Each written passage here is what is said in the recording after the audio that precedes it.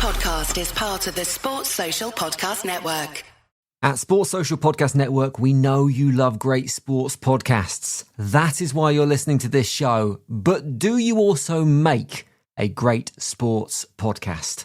Sports Social Podcast Network has teamed up with the Charles Tyrwhitt Sports Book Awards to launch a brand new awards category, Sports Podcast of the Year.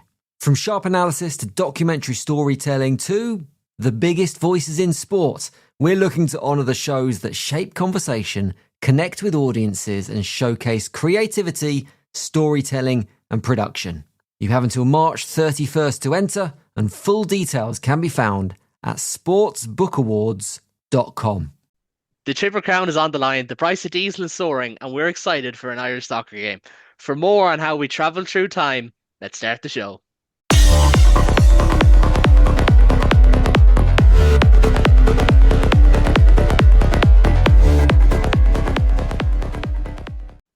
Hello and welcome to the latest episode of the Interpro Show, your home for all things Irish rugby from across the professional and amateur men's and women's game in Ireland.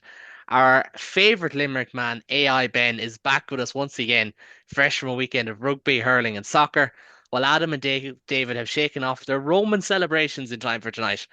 Gentlemen, good evening to you all. Ben, I'll start with yourself. You were at a soccer game, you were at a hurling game, you watched some rugby.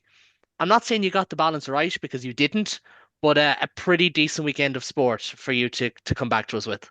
I mean, considering, according to some commentators, all I do is rugby, I think I had a lovely weekend. I finally got to see a goal in the Markets Field. Come on, Treaty United. And how did that go? That's irrelevant. We scored. It had been 4 games without a goal. It's fine. We put Kerry in a box. We put Cork in a box. We put Wales in a small box. Progress. It is nice to be back. Thank you for welcoming me back. AI finally released me, and I'm here to talk nonsense again. Yeah, so hello, Claude everyone. is with us. We should call you Claude anymore, actually. But we'll actually get into the other Six Nations games with David and Adam in a little bit. But Ben, I'm going to start with you because Ireland get over the line. The Triple Crown bid is still alive. Call this in the 1980s. I love it all Triple Crown for this week, as far as I'm concerned. Even though I prefer the Prescott Cup, but that's a different story. Ireland winning ugly again. We mentioned it before we hit record. Second year in a row. But a win is a win, I suppose. If we apply that to the provinces, we kind of have to apply it to the national team every once in a while. We do. And look, it's very hard considering what we said at the start of the tournament, that we would have taken Super Saturday with something being on the line, Ireland potentially winning the title. It's very hard to sit here and say that was bad. Wales, for the second year in a row, showed up against Ireland. Played incredibly well, more than I think I expected him to do. I'm sure the lads will probably agree with me on that. Ireland did exactly what we needed to do, just that. I mean, we got to BP, we played relatively well. 9 and 10, and much point of view I have to say it, but 9 and 10 looked to be playing incredibly well together. Our back line's working, our scrum has serious issues, fine, but we know that's not news to any of us. I'm not overly upset. We have a big game Saturday. We win that and we go from there. Yeah, I'll probably get into the scrum stuff in a while. Kicking game. We've done attack 1,000 times. There's probably no point in getting into it. I'd love to do a segment on Rhys Carey, but unfortunately I believe the Rap Pod actually recorded a 3-hour Patreon only special just on that try, which honestly, we have Welsh family, and I think I've been sent that try at least 6 times since Saturday. Anytime I get notification in our Welsh family group chat, it is just, a prop scored against Ireland. Oh no, a prop. It's wonderful. It's excellent. But I mean, I kind of want Michael Mill to get a chance to do it back. That's true. Although the only difference is you'd end up playing him at 12 if you got half the chance, but that's a different story. But Adam, I suppose this was probably to be expected so far as Ireland were always going to have to return to earth. Kind of like Scotland heading into this week. Like, you can't click in the same manner twice in a row, and Ireland were incredible, like flawless in Twickenham. A lot more human this time around, and I think that's kind of the main talking point. Like, you can talk about false dawns, you can talk about what their level is, but first things first, they just returned to earth, didn't they? I think a lot of rotation is something to do with that in a way. We started, like, when you look at the team, it was a different team in parts to the one that we played against England in, certainly in the forwards. We started Timoney, we started O'Toole, we started Ronan Kelleher. We had a lot of inexperience on the bench as well, with Tom Stewart and Nathan Doak coming on as well. Like there was a lot of inexperience at test level rugby, but if we said like it's one of those times where it like I agree, but I partly disagree in terms of crashing down back to earth because of that rotation that's happening. It's something that I've been clamoring on about podcasts since every time that I've started. And to get a bonus point win against Wales, yes, Wales are in this generational run of losses, but we can't argue the fact that they put Scotland to the sword, and we saw what Scotland did to France. You know what I mean? So it's a really interesting Six Nations to be doing it. And we got a bonus points against Wales. We didn't get a bonus points against Italy, and we had a better team out, arguably on paper, against Italy. So it was one of those where you have to look at there's more positives than negatives in that game. And normally I'm the one that mainly speaks about the negatives. However, I do think a bonus point against Wales, certainly with the level of change that we've had, is massively beneficial. Yeah. I was kind of half thinking in my head, could I make a joke about you wearing a Claremont top and taking positives from this game? But the forever bridesmaid of European rugby, I fucking love Claremont. I I, loved d- that team. I I do a full stop. retrospective podcast on them if I got half a chance. But I do understand where you're coming from, because we can't clamor for rotation. But my only thing is, or clamor for rotation, then not praise it. But my only thing is, I think the rotated guys are some of Ireland's best players this Six Nations. So that's the bit where I'm like, I don't buy it as much. Yeah, Balakoon has been I incredible. McCluskey's been incredible. I don't I think Timoney I was at his best, but I thought he was good. O'Toole, fortunate at scrum time for me. I don't think Carl Dixon's a great scrum referee in general. And I think he got away with one or two, as Spurs are about to go 2-0 down. Sorry, Adam, for telling you this live. But I think like a lot of those players have been Ireland's best players. I thought Doak was incredible in his 8 minute yeah. cameo when he Oh, came on the first time. it's that Do you that know? was so annoying, by the way. Like I did think that was really Would you annoying. give would you, a genuine question? I know it was James against the Parks 50 cap. Would you have considered keeping him on in that What, instance? Doak? Yes. Yeah. I thought he was really David's unmuted himself. I'm terrified to hear. But I thought Doak came on and he kept the same amount of like speed up. And that was something that in Doak's game last year he didn't necessarily have. But I'm really excited to see this Doak who's trained with the likes of Gibson Park come into the Ulster setup and speeding up his game again. I'm seeing this as massively beneficial to Ulster as well as Ireland, but I thought he really did well in a time where he wasn't expected to come on anyway at that time. He was sort of thrown in and he threw around his balls. Like Dupont threw an intercept pass and Doak didn't this weekend, so A lot of players threw it. Gibson Park and yeah, DuPont both threw intercept passes. The two best scrum halves in the world, Doak depending on who would you ask. never. Doak would never. Doak hasn't done it. Now, the only thing I will say about that is it would have been tough for Gibson Park if he just stayed off. Don't get me wrong, but Yeah, I do think there was an but element of like, geez, Doak is going well here. He'll yeah. never have more of a stress-free arrival because you're literally just, oh my God, it's 3-0. Oh Um, my God, uh, I'm so sorry, Adam. I'm okay. watching this game in front of me. You're not Um, going to enjoy it's these like, goals. David, do you want to come uh, in here? Because I'm 100% distracted and just talk about maybe Yeah, DuPont or not DuPont. Doak, he's not DuPont yet, and Gibson Park. yeah, no, I like Adam, you've no reason to feel afraid. I don't know if I'd have kept Doug on just because you can bring him back. There's flexibility in bring Gibbs Park back on, then you can bring him. You can switch them later if you need to.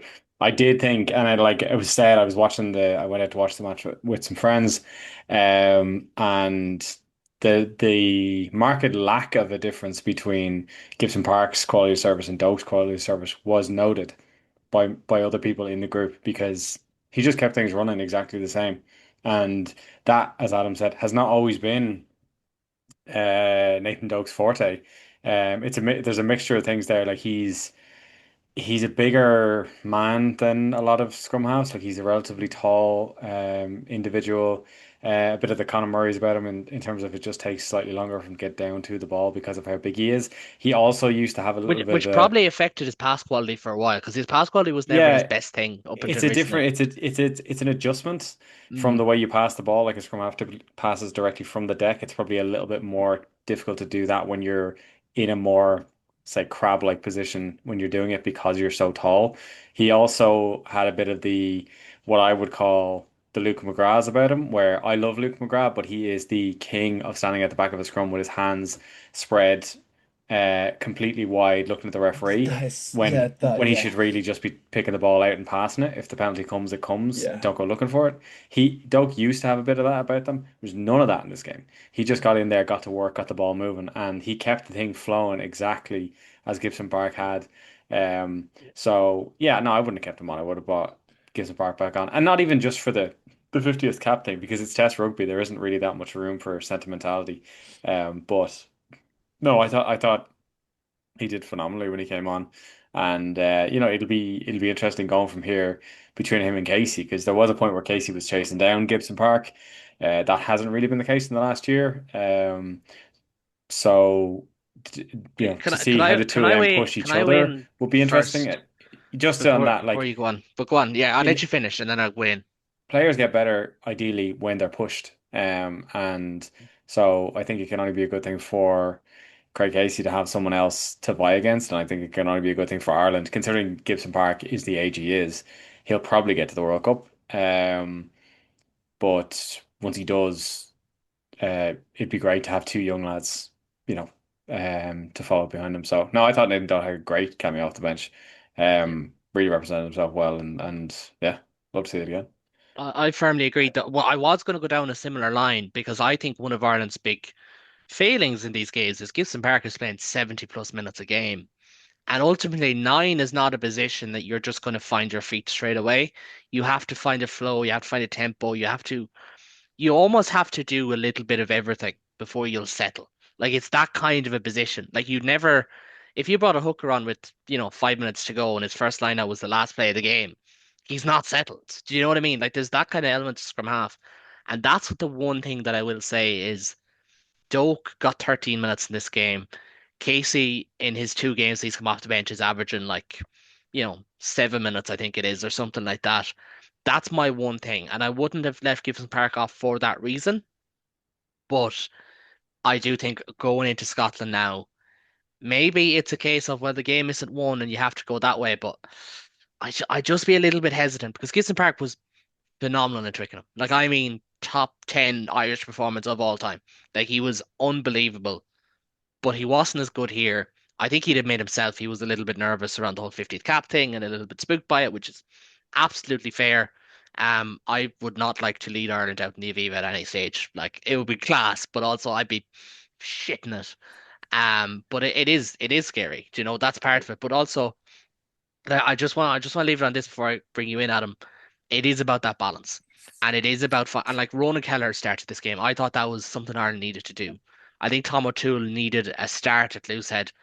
I probably wouldn't have picked it up against Thomas Francis, but I think he ended up doing a good job. I think power was a huge thing and age, but it's these are still the balancing questions that we have to find answers for, maybe in the summer, but we'll get into that later. But Adam, to close off this particular conversation. I also think bringing in Doak, considering the place kicking of the two tens that we've seen throughout this tournament, Nathan Doak is there and he's one of the best place kickers statistically in the league. Like it wouldn't go a harm having him on the pitch as also a place kicker as well as a decent enough well, a decent enough, a very, very good scrum half as well. And that's not me as an Ulster fan saying it in bias, but I do think that there was aspects of that Crawley missed the kick, and I went, Doe could have got that.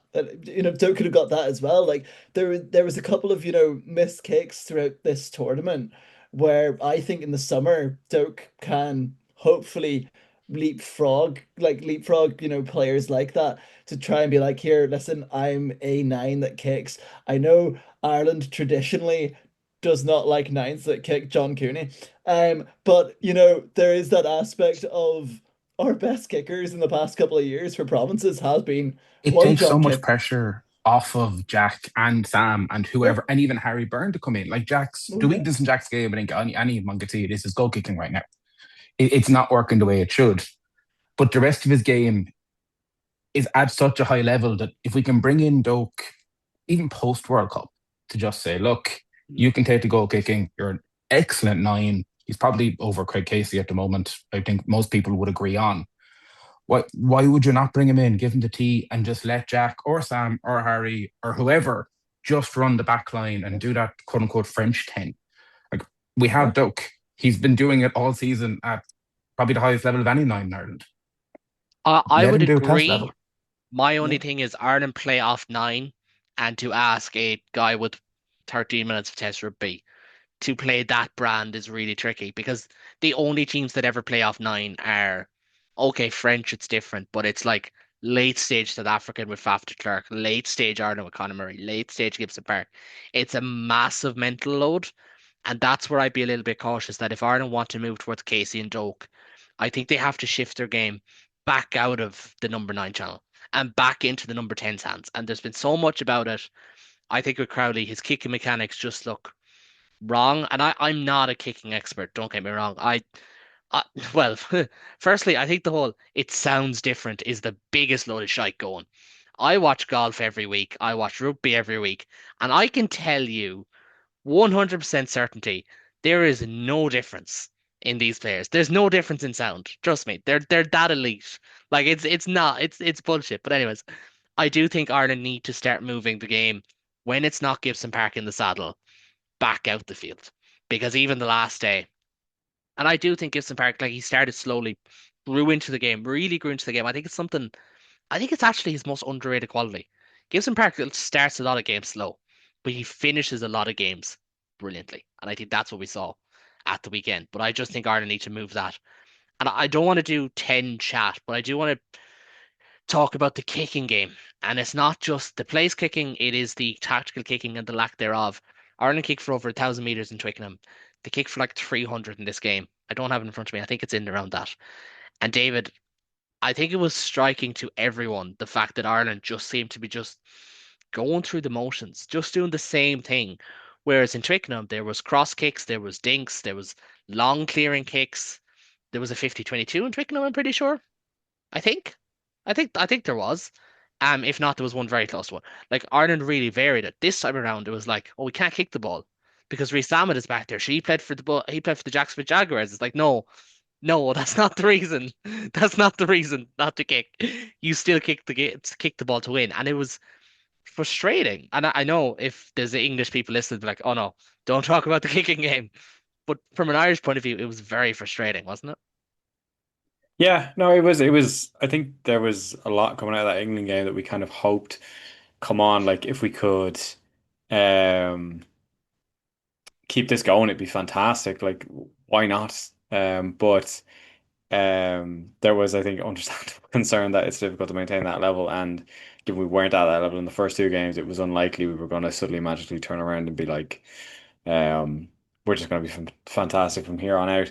The change in kicking strategy was, I don't know, it's always hard to mark. I wasn't there on the night, so I don't know what the conditions were like. But it could be anything from the fact that Gibson Park was off early and Doug came on, Lowe wasn't in the team. Stockdale can kick, but not quite the same as Doug did. And then, I or I as think the Lowe, low and then point of I think the course, low point is important, because even with Osborne, who has a big left boot, we don't trust him. Like, James no, he Lowe is the doesn't. only one that seems to get that level of trust. Yeah, in that, like, Osborne can kick and Stockdale can kick, but James Lowe kicks. He's tr like, if we're clearing, you'll watch James Lowe find his way behind the touchline, and it's just lining up, you know, go through the phases until we can get the ball into his hands, and he's going to kick it away. So that's a factor. Even then, when Tommy O'Brien came on for Lowe relatively early in that game, O'Brien and Balakoon were controlling these guys. England couldn't get anything past them, and didn't help the fact that they didn't help the fact that the England backline weren't the biggest lads on the day. So, but you know, I Jacobs Stockdale starting on the left shouldn't have changed that much, but for whatever reason we didn't. operate in the same way. And Can I ask you a question on that? Because I think you're going to find your way towards this point anyways. How much of that can we say is coaching? Because for me, your exits are one of the most coachable things in the game. After you catch the ball, after you have possession, everything is scripted from there. So if we're not looking at Crowley or Osborne or Stockdale, how much of that is just a coaching want or a coaching trust? Do you know what I mean? it's definitely a strategy thing. Like where the strategy comes from, obviously the coaches you would imagine would have a large say in it. I would imagine the players do as well. Obviously there's always the talk of the 10 runs the week in the lead on into it. And at the end of the day, the coaches, it's like once you go out into the big bad world, mommy and daddy can't hold your hand anymore. The players do have to make the decisions when they're on the pitch. So while the coaches obviously deserve credit and blame when things go right and wrong, it's the lads on the pitch are the ones making the decision. But we could liken it back to a deeper cut back to 2019 Champions Cup final. Anybody remembers that game when Luke McGrath didn't kick the ball out at halftime and Saracens came back and scored? At the time, some people view that as a mistake, but I think anyone watching it knew that he kept it in because he wanted to keep it in. It wasn't a mistake, it was a decision. It was the wrong decision, but it was a decision. And I don't know that we know why Ireland made the decisions that they did going into that game. I think if there's a failing in this Ireland squad and kind of in Ireland teams in general, possibly because of how well run they were under the likes of Johnny Sexton in terms of attack selection, is that when Route One doesn't work, we're not always super good at adjusting on the fly in the moment. Is there a point to be made that like we seemed more less comfortable with our game plan on Saturday? Did we even seemed against England, who arguably are a better team, a better organised team? We went to kick the leather off them against England, and then I mean I saw decent parts of the game Saturday, but we seemed to almost play within ourselves at times. Like we didn't. I think some of that is complacency as well. I think Some there's of that an is like we're going to win this game. Let's try different things. But it's like, and as much as there's a lot of tropes in rugby, don't get me wrong, you have to earn the right to go wide. You have to earn the right to start playing ball, because for every Scotland in Murrayfield performance, there's like 100 Ireland v Wales performances where it just never really gets going because you're I'm never like in the Ireland v ascendancy. Aviva with the players we have. I think if we'd played close to our England ball game, which was a little bit more off ball, a little bit more, we're going to pep you and keep you under pressure. I know we're worried about Reece Ahmed, fine. And But a slightly narrower game plan, I will add. We tried to pass around Wales a lot more, but Wales used that as like a let's double on. And Wales made a lot of double tackles. But against England, it was like, right, we're just going to hit our pods, hit the first man, drive through, strong latch, and compress them.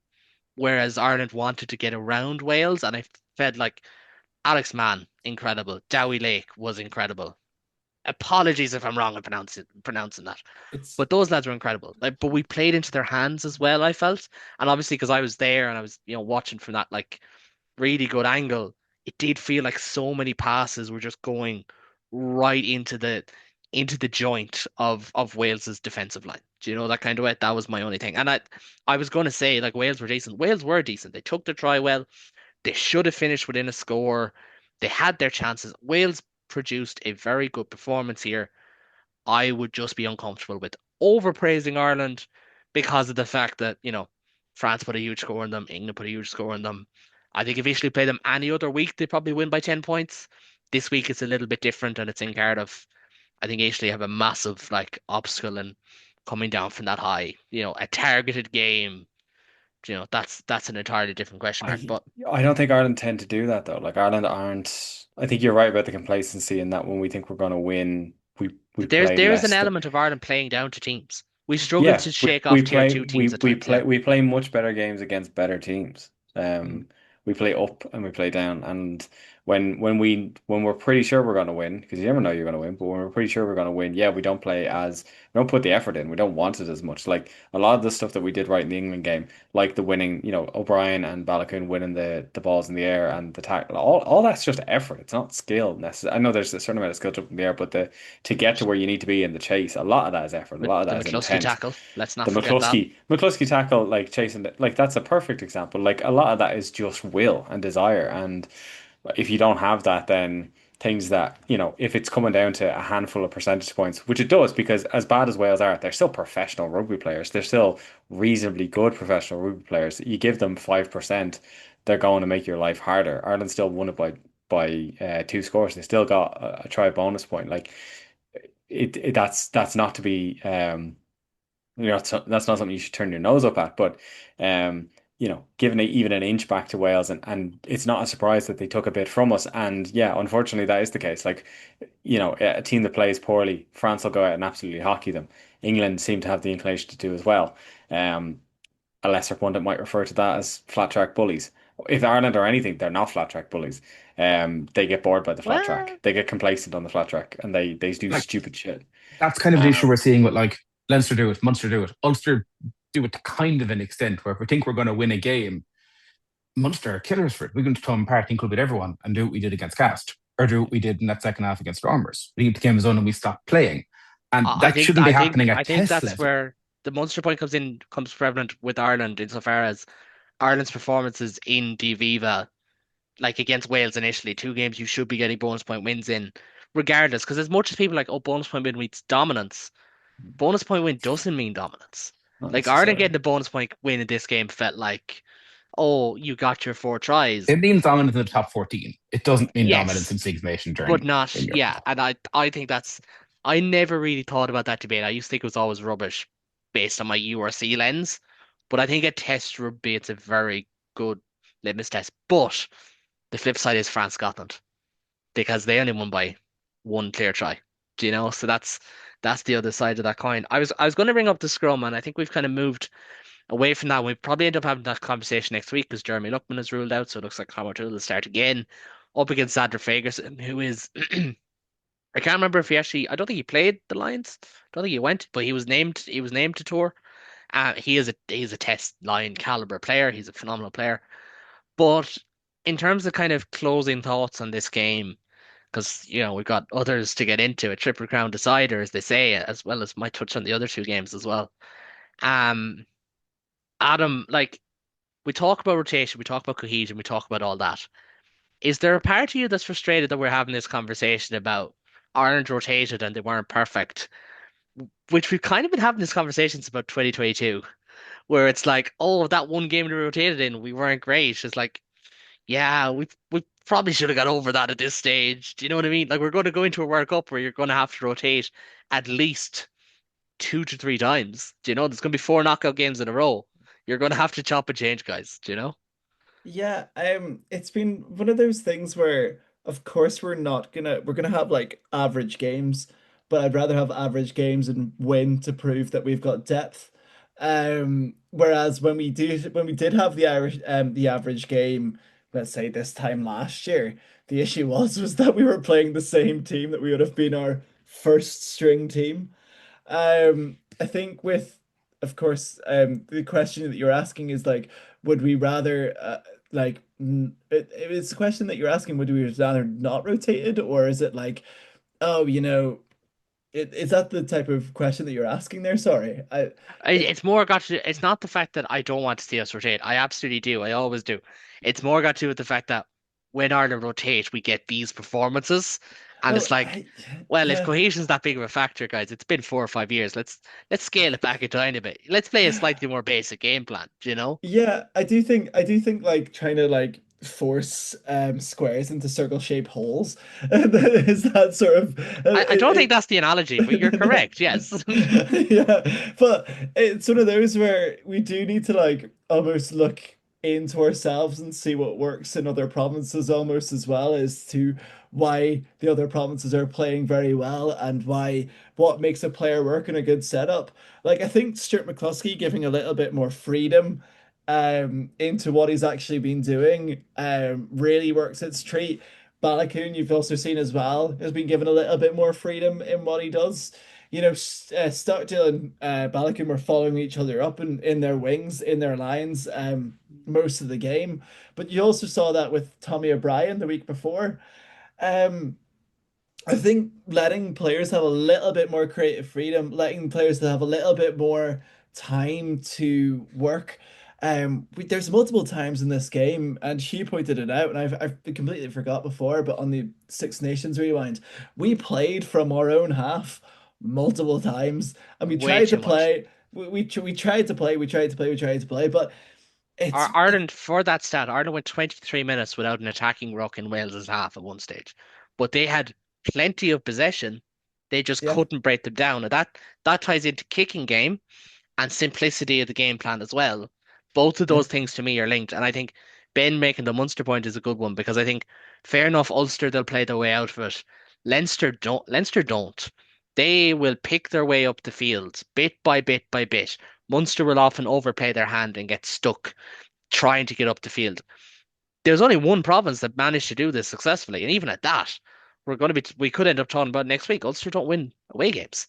Do you know what I mean? well, They're the other side of the coin when it comes to these arguments. yeah, I do think like if we're starting to try and play a Richie Murphy way, we might as well have Richie Murphy as the coach. Like I do think that there's But aspects we're of that's not the brand of rugby we're trying to play, though. I don't believe yeah, that to be the case. I Um, feel like it's Johnny no looking issues at with us. that. No, no I No feel issues issues with with like that it. at all. It's quite fun to watch, actually. yeah, But I I don't do. think that's the direction we're going in, to be honest. But I think that that's like a different way of playing. Like I almost think like we would need a faster 13 if we were to play like that. I do think Ringrose is put like it's you know in and around he's doing the dirty work in the background, like in and around the rucks and the tackles as well. He's But a shutdown center now. That's what he is. He's not yeah, a playmaker anymore. no, it's one of those where I thought attack wise this year he hasn't been like, as you said, he hasn't been a playmaker center. But if we were to play that type of game, we would need a playmaker center in the 13, as well as somebody like a Stuart McCluskey, Na na na na na Yeah, na. well, Sorry. you could hear it in the background. To be fair, there is a Beatles movie getting filmed about 50 minutes away from me. So Don't dox yourself, Adam. Jesus. James Gibson Park fans on your YouTube comments will be after imagine. you. But there's Will we leave it at that, gentlemen? I think I may have put my foot in it there. Um, when he stops laughing, I might bring Ben in. So I'll bring David in first. David, I'll give you the choice because we had one of the best weekends of Six Nations action ever. Sorry, one of the best days of Six Nations action ever. Italy defeating England. I was down in Musgrave Park over in the 20s. There was about 20 people in the Dolphin RFC clubhouse, which was lovely, I must add. Lovely clubhouse. And they all roared when Menoncello scored. Like, I mean, off their feet, roaring when Tommaso Menoncello scored. And we had Scotland against France in France becoming the highest scoring points total of a losing team in a Six Nations game. Which one would you rather touch on first? First, let's It's start. not a deep question. It's just Let's whatever you let's prefer. let's start with Scotland, France. Um, it started early. You could tell very early in that game that France were rattled, and I don't really know why. I think a lot of people talked it up before, including us, that Scotland could win this game. Um, I do think that Scotland are kind of suited to facing this French team in that, and it ended up being the case. They play good attacking rugby. They've got good attackers, particularly in their back line. They're capable of scoring tries. Finn Russell can string a pretty good attack together. That's the kind of, if there's two ways to beat France. You can shut them down or you can outscore them. And Scotland just decided to outscore them. And outscore them they had to do. But it was just interesting to see France come so undone. And the game ended up being a lot closer than it looked like it was going to be at certain times. There were points in that game when Scotland had a three-score lead.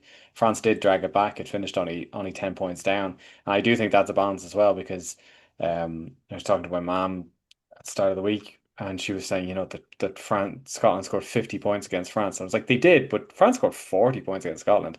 Now, there's definitely an element of complacency at the end there where Scotland were like, well, we fucking done it.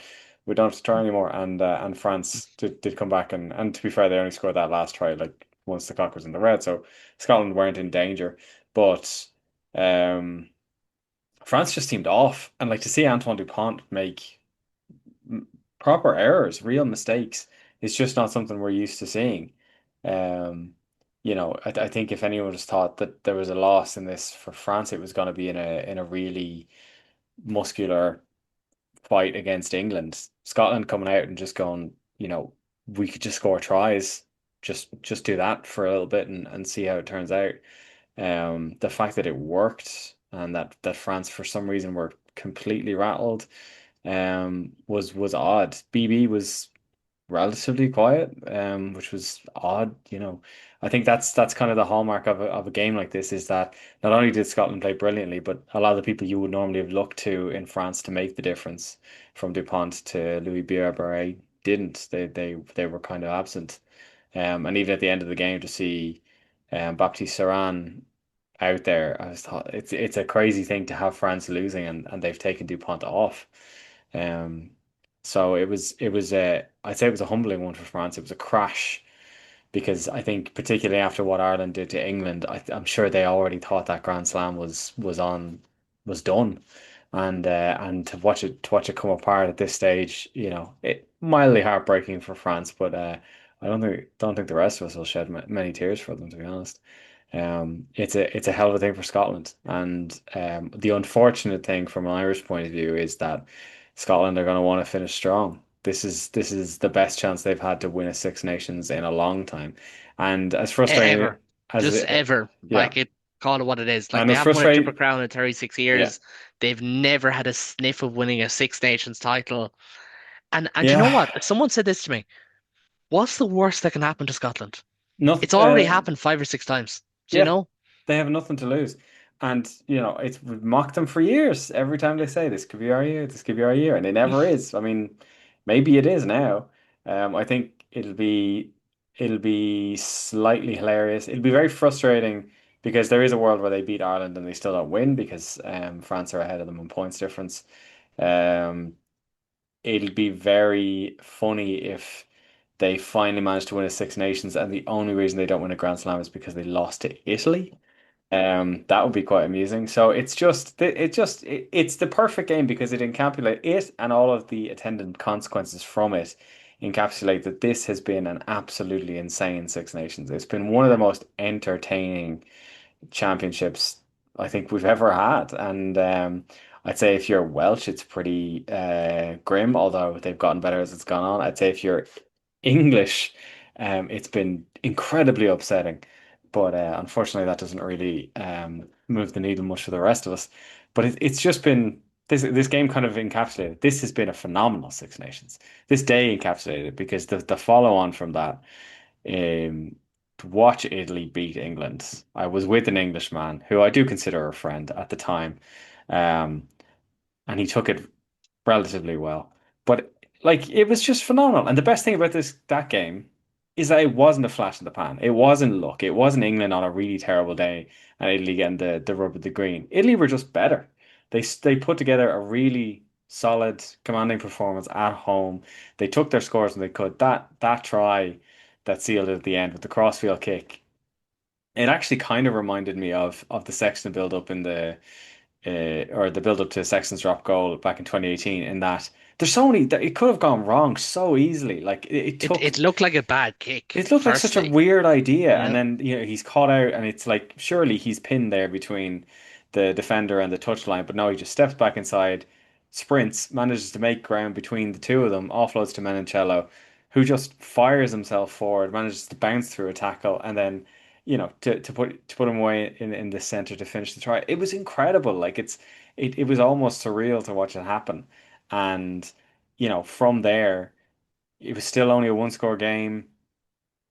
It absolutely could have swung back the other way, or it could have even come down to a draw, which would have been incredibly unsatisfying for everybody. But they controlled it. They maintained their cool. Yeah. They were calm. They they dug it out. They held, they got to that line out. They got to the mall. They did what they needed to do, and then they kicked it out, and it was a deserved victory. It was probably less hysterical than that victory those years ago when Gareth Reese kicked that conversion to beat Wales because it didn't feel as miraculous. It felt earned. It felt Yeah. deserved. And And they still had time. They had to close it out. They had to get the job done. They had to do all that. And I think that's yeah, it. yeah. What? If it had finished on that try, it would have Hmm. been a different thing. But it didn't finish on that try. They still had to keep their heads and maintain their cool. and they were able to do that. And it'll be very exciting now to go back into the final weekend for them because it's a chance to finish on what would have been one of their best championships. And I think I said as well, like it's frustrating for them that because Scotland got that win over France, they'll probably finish fourth, and I think they deserve better after the tournament they've had because it was a really, really good championship from Italy, and God, you just hope they can maintain it going forward because There's no way Wales can catch England, is there? Just to check.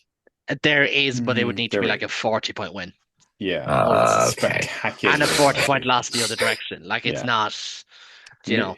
I was like, after all, is. we're going to win the Grand Slam and get into wooden spoon would just be poetic in the greatest way. To be fair, I'm not going to start this debate, right? To me, the wooden spoon is going off from 6. Some people say it's finishing 6th. To me, it's winless. That's what the Technically, wooden it's spoon is to me. Technically, it's finishing last. Exactly, Adam. It's woken nonsense. Sure, look, everything is. If England are 6th, we'd say the same thing next week, and they've got a wooden spoon. If England are Yeah. 6th, if England comes 6th, Paddy Power are going to drive a wooden spoon outside of Twickenham and keep it there for the duration of Cheltenham. And I really need that to happen. And That would actually be quite funny. I'll bring the wooden spoon to the Hill Dickinson Stadium, and I'll just be waving it like wave. For those of you who have no idea what the Hill Dickinson Stadium is, you're not really missing out. Ben, one last comment on this one. I seen a stat there after the game. Tommaso Menoncello had 3 line breaks in this game. It led to 14 points. It's kind of in the story of the Six Nations. It's about efficiency. It's not about how many entries you get. It's about when you get that chance, take it. Reece Carey's try, fucking Menoncello's 2 tries. Scotland, they had like an average of 5 points per entry. Like, when you get that chance, take it, in and out, done, simple ball. That's kind of the way the game is going, isn't it? Like we'll never see him. We'll never see a team as efficient as Scotland were in Murrayfield on Saturday. It was insane. That points per entry won't be beaten in 5 seasons of European rugby, Test rugby, anything. I know David touched on it very briefly, but just Menoncello, can we just say how good he's been all tournament? Please. For me, he's up there player of the entire thing. He won't get it because they won't win the tournament. But if I'm picking player of the year, it's Menoncello. He's excellent. He's I think he could. I genuinely think he could win it. Like I do. I think himself and McCluskey will be 2 of the nominees. I think Ramos is the favourite for France because I think he's been their most consistent player. Or they'll give it to Ben White. No, you can't give it to Ben White. They can give it to Ben White. You can't give it to Ben White. But you can. You can give it to Finn Russell. Finn Russell's having a really good tournament and no one wants to talk about it. Like, I don't know what the fuck is going on there, but no one wants to talk about it. But he's been excellent. And I would find it funny. Look, I want to see Ireland win. I'm probably going to be there. I'm not 100% sure. Probably going to be there. But if Scotland are to win, I want it to be because of Finn. No other reason. I don't want it to be because of Townsend. I don't want it to be because of Rory Dard. I don't want it to be because of Sione. None of those people. Because of Finn. Because Finn Russell is criminally underrated in this country. Like, it is to quite an sad insane that degree.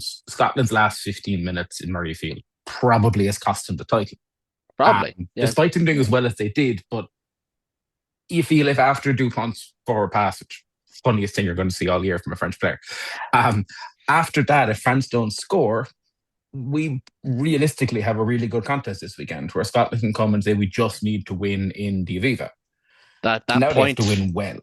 That point is going to prove crucial at the end. But speaking of the Scots, because they're going to get predictions, the lads didn't really get to catch the 20s, so we're going to skip that. We'll hopefully get to cover them next week, but we'll have a lot to cover next week, in fairness. We always say, oh, Scotland, they're this, that, and the other. They might be a bit arrogant. I don't know if I agree with it. I think Darcy Graham is right. Ireland are there for the taking. I think that's a fair comment. But they are a bit bullish this week. And David, I think of all times, this time they're allowed to be. Like before the World Cup game, they had been a non-factor against South Africa. They hadn't put it up to Ireland earlier that year. But this time around, they're after hammering the French, they're after hammering the English. It's like, yeah, do you know what? We'll let you have this week, isn't it? Oh yeah, like if there's ever a time, like I joked about it, we should take a swipe at Darcy Graham in our show title, but I think it's always important to remind people as well that the what's the phrase, the opposite of love is apathy, not hatred. Like if you're giving him attention, it's because he deserves it, and he does deserve it. Like Darcy Graham individually is a phenomenal player, and Scotland have been phenomenal this tournament. they haven't been perfect. The loss to Italy is going to haunt them, particularly if they manage to win next week. And they were one decent performance against the Italians away from winning the Grand Slam. But they've been phenomenal other than that. They managed to seal out a game against Wales, who, much like they did last year, managed to get at least one decent performance out of the competition. I wouldn't even credit the one they had against Ireland as being that. I think the one they had against Scotland was the best one, and the Scots still managed to get the job done. And then they demolished England, eviscerated France. Um, so 100% they deserve it. Like the balance of history is against them, and that is something you can fairly say. On balance, Ireland tend to beat Scotland, but that only matters until it stops mattering. And that's history. It's not form. On form, Scotland are having a really, really good tournament, and they have no reason to believe they can't come to Dublin and cause trouble. And it's not even like the Italian England thing. Scotland have beaten Ireland. It's just been a while. There shouldn't be a mental block for them there. Yeah, at club To level, be fair, I think at there's club only like level, two players at who club played that level, game last yeah, time but they won. at club level, Glasgow beat Irish teams plenty. So there's no reason why these players should be unduly afraid. And I think, with the tails up, with that performance being their most recent one, there's no reason they shouldn't come here and go for it. And I think, if Mac Hansen had said it, we'd have been loving it. But I that's the think thing. I prefer it when players have a bit of a personality. I prefer it when they yeah, let him run his mouth. If it doesn't work out for him, it doesn't work out. What are you going to do? If it does, great. I think it's a bit more fun. It's harmless. He didn't say anything, untoward. He didn't say anything offensive. He just was a bit braggadocious, and I think that's a good thing. That's the kind of attitude we should want, and it'll make the game, whatever way it goes, more fun for everyone involved. So, fair play to Instagram. I hope we kick the shit out of you, but I appreciate you all the same.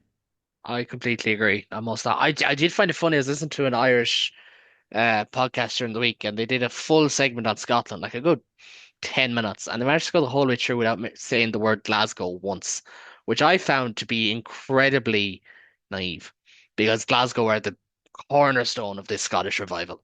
Like, if Glasgow weren't going well, Scotland never kick on this year. It's a huge part of it. But Ben, you were there in 2024, I believe, for that Six Nations decider. And it was funny. I was doing a piece for All Things Rugby today, and I was going through, and I was like, "Just Scotland should have won this one in 21. They should have won this one in 20, arguably." But Stuart Hogg hilariously knocked the ball on over the line. Oh, that should be our image. I wonder if he would do that for us. That should be our image.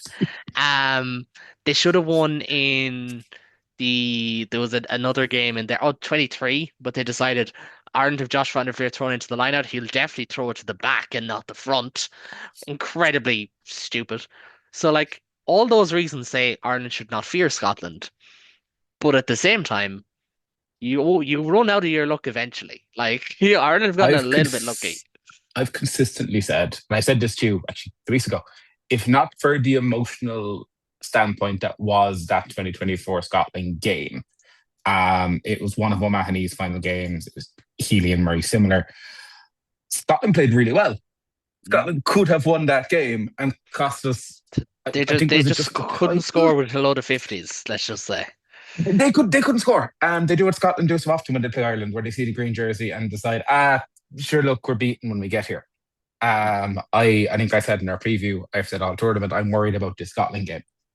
I have been from day one. Now, I said the same thing at the World Cup Scotland game, and we all know how that turned out. And I had very much an egg on my face 20 minutes into the game, let alone 80 minutes into the game.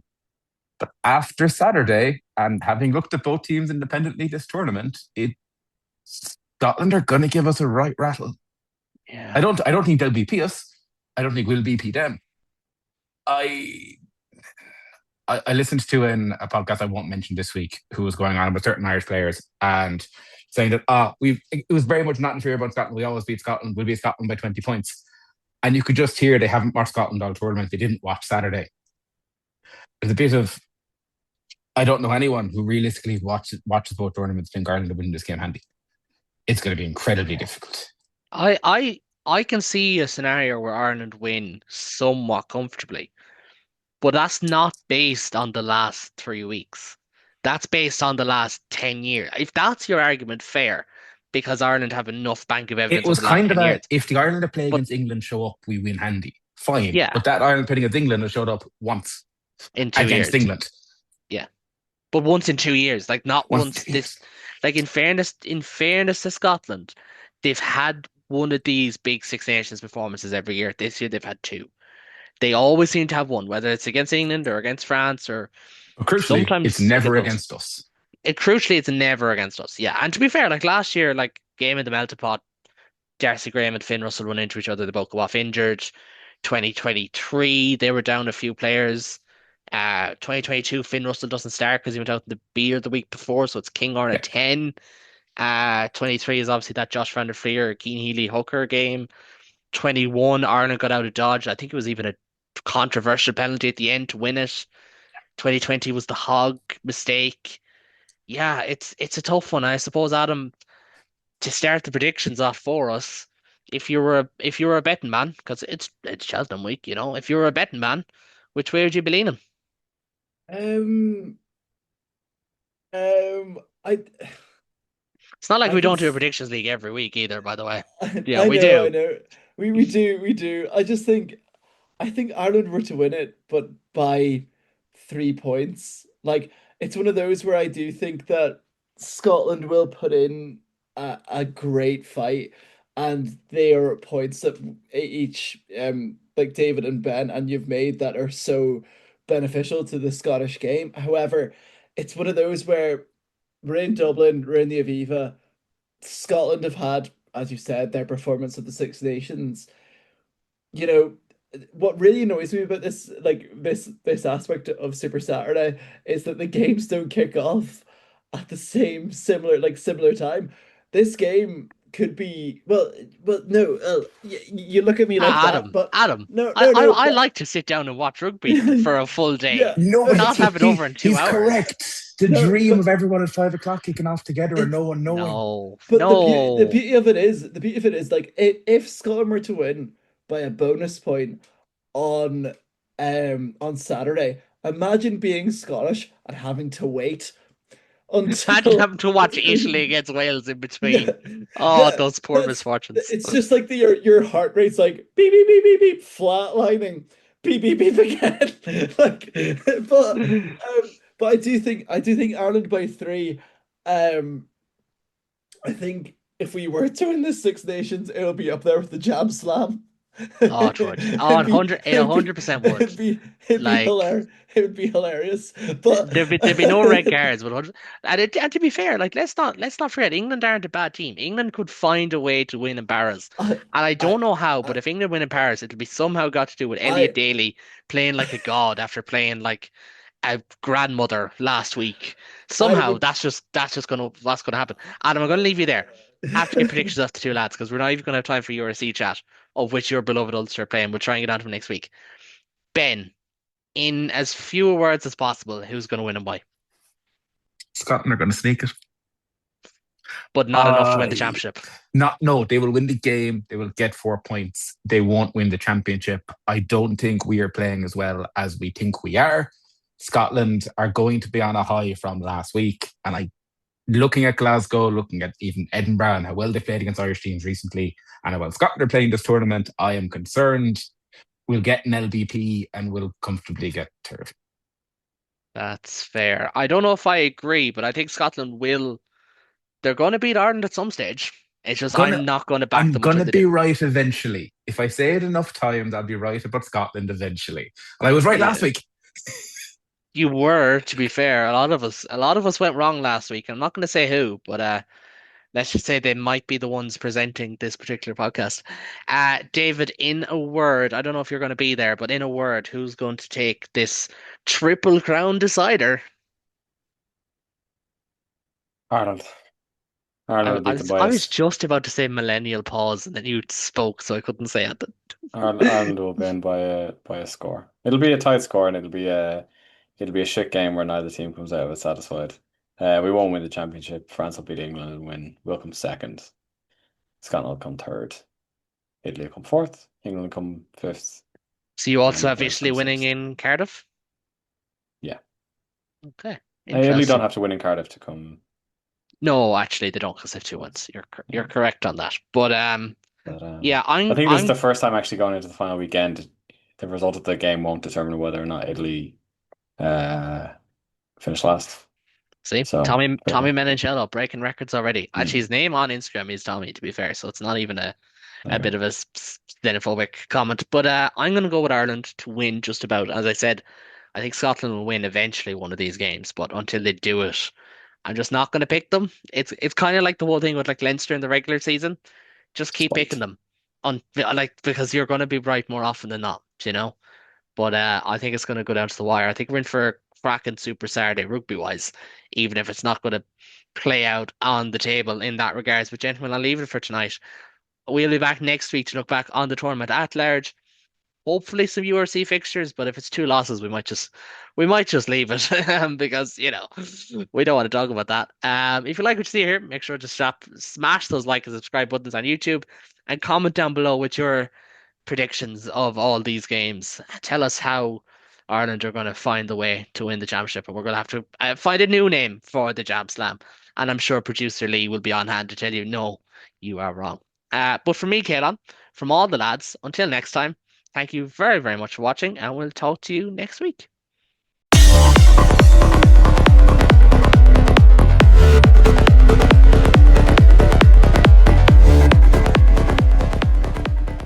I'm here on the job site with Dale, who's a framing contractor. Hey, good morning. Dale traded up to Geico Commercial Auto Insurance for all his business vehicles. We're here where he needs us most. Yep, they sure are. We make it easy for him to save on all his insurance needs, all in one place, with coverage that fits his business and bottom line.